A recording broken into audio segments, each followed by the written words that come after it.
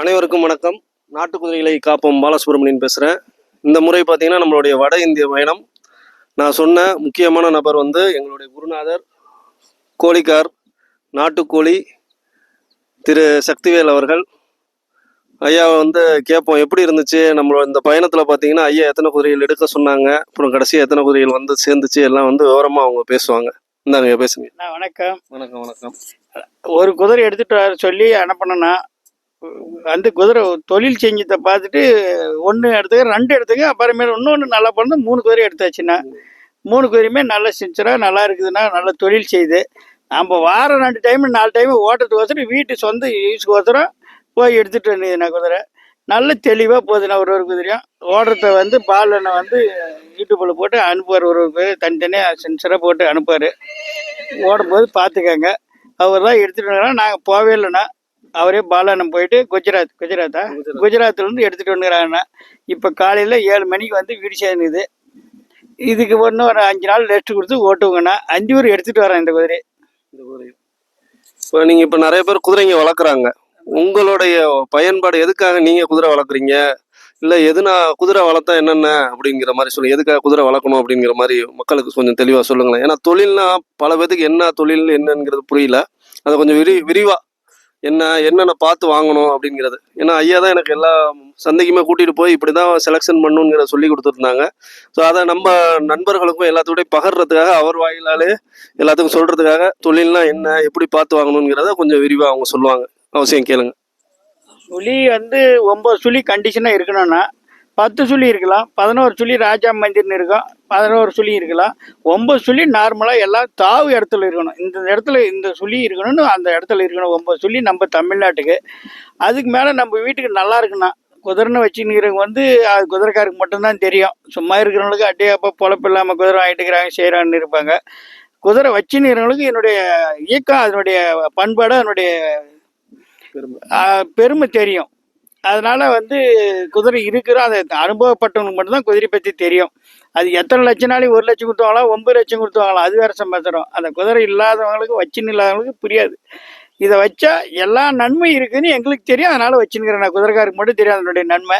அதனால் வந்து நல்லா இருக்குண்ணா ஓட்டுறதுக்கு. அவங்களுக்கு எதை 10 100 சம்பாதிக்கிறவங்க அது மாதிரி நாம் வந்து சொந்த யூஸுக்கு குதிரை யூஸ் பண்ணிக்குவேன். நான் 20-25 வருஷமாக குதிரை ஓட்டிகிட்டே இருக்கிறேண்ணா. குதிரை எப்படி தேர்வு பண்ணுவீங்க? அதை குதிரை வந்து எப்படி தேர்வு பண்றது? குதிரை எப்படி ஓடனா வாங்கலாம், அதை கொஞ்சம் தெளிவா. குதிரை வந்து 3 ஓட்டம் இருக்குண்ணா குதிரையில். குதிரை வந்து தராட்டு ஒன்று இருக்குது. அது ஓடிச்சோன்னா நமக்கு வந்து கஷ்டமா இருக்கும், ஃபாஸ்டா இருக்கும். அதே வந்து துருசுன்னு போகிறது வந்து நல்லா இருக்குண்ணா. 10 கிலோமீட்டர் 20 கிலோமீட்டர் கூட ஃபாஸ்ட் பண்ணலாம், ஓட்டிக்கலாம், நல்லா இருக்கும். ஓட்டுறதுக்கு பாரி அளவுக்கு நல்லா இருக்கும். சும்மா புல்லட்டில் போகிற மாதிரி அப்படியே அம்சமாக இருக்கும். அந்த தராட்டுன்றது வந்து சும்மா குதிரை எகிரிட்டு ஓடிட்டு அதெல்லாம் ஓட்டினா நல்லா இருக்காதுண்ணா. அதுவும் ஓடிட்டு வச்சுக்கலாம். துருசில் போகிற கூட தெளிவாக நல்லாயிருக்கும் ஓடுறதுக்கு.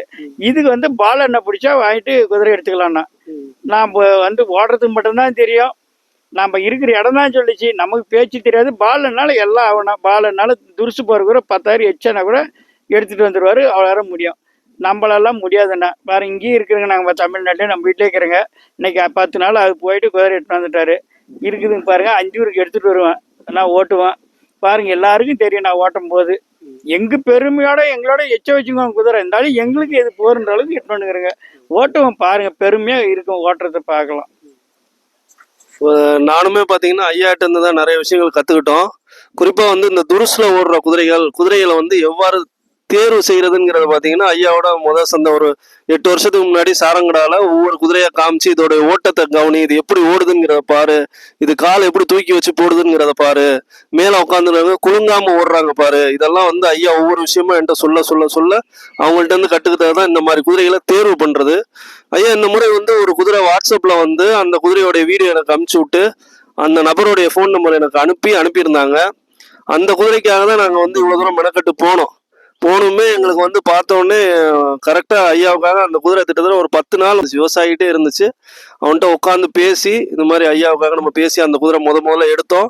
அப்புறம் வண்டிக்கு வந்து நம்ம எதிர்பார்த்த இடத்துக்கு அளவுக்கு அங்கே வந்து காட்டியவாடியோ மார்வாடியோ இல்லை. காட்டியவாடி குதிரைங்களுக்கு தான் தேடிட்டு இருந்தோம். மேற்கொண்டு வண்டிக்கு இன்னும் 2 குதிரை வேணுங்கிறனாலையும், அப்புறம் மேற்கொண்டு இதோட நல்லா பண்ணக்கூடிய குதிரைகள் 2 குதிரைகள் பார்க்கவும் எல்லாமே வந்து 3 குதிரையாக ஒரே வண்டியில் ஏற்றி கொண்டு வந்துட்டோம். நமக்கு வந்து தொடர்ந்து வந்து இந்த மாதிரி ஆதரவு கொடுத்து நம்ம கிடைச்சக்கூடிய கஸ்டமர்னு சொல்லலாம், குருநாதர்னு சொல்லலாம். அந்த மாதிரி நமக்கு இப்படி தான் வேணும், இப்படி தான் செய்யணும் அப்படின்னு சொல்லுவாங்க, வழிமுறைப்படுத்துவாங்க. அவங்களுடைய வழிகாட்டுதலோடு நம்ம தொடர்ந்து நல்ல நல்ல குதிரைகளை வந்து கொண்டு வந்துட்டுருக்கோம்.